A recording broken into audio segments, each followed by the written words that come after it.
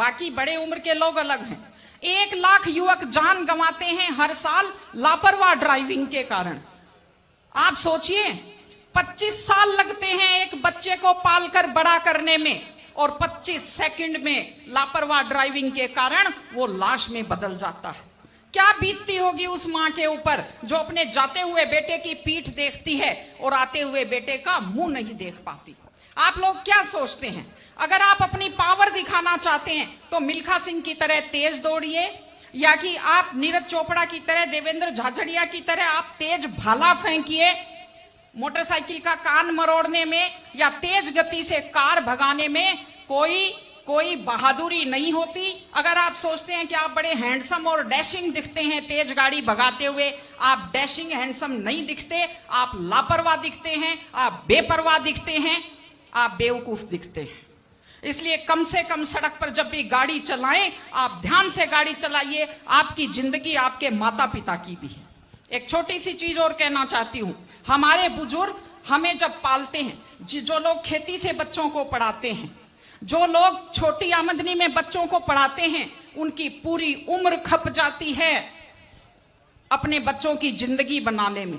और उसके बाद दुख का विषय है, बड़ा पीड़ादायक सीन मैं कई जगह देखती हूं कि एक माँ बाप मेहनत करते हुए हाथों में आइटन पड़ जाते हैं, एड़ियां फट जाती हैं, कपड़े मेले फट जाते हैं, और उसके बाद जब बेटे को पढ़ा लिखा कर तैयार करते हैं, उसके बाद पढ़ी लिखी बड़े घर की थोड़ी बेटी आ जाती है तो माँ बाप की तरफ ध्यान नहीं देते।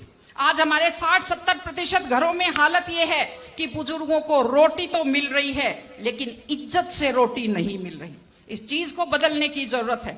माँ बाप, मैं आपसे कहती हूं, जैसी भी परिस्थिति होती है, माता पिता आपको राजकुमार की तरह पालते हैं। आपकी भी ड्यूटी है, जैसी आपकी हैसियत है, बुढ़ापे में उनको बादशाहों की तरह से रखिए, उनकी सेवा कीजिए, उनका सम्मान कीजिए।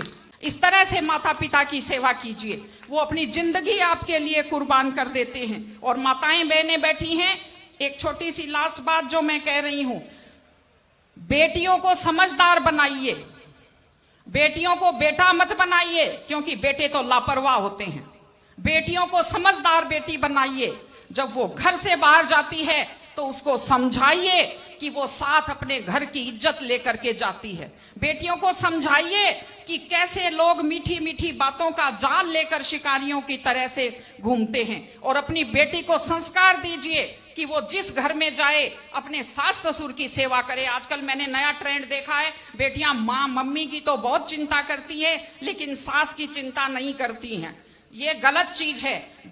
औरत घर की धुरी होती है। अगर वृद्ध लोगों की चिंता नहीं करेंगे तो हमारे वृद्ध लोगों को सुरक्षा कैसे मिलेगी, उन्हें सम्मान कैसे मिलेगा, इनकी जिंदगी खुश कैसे होगी।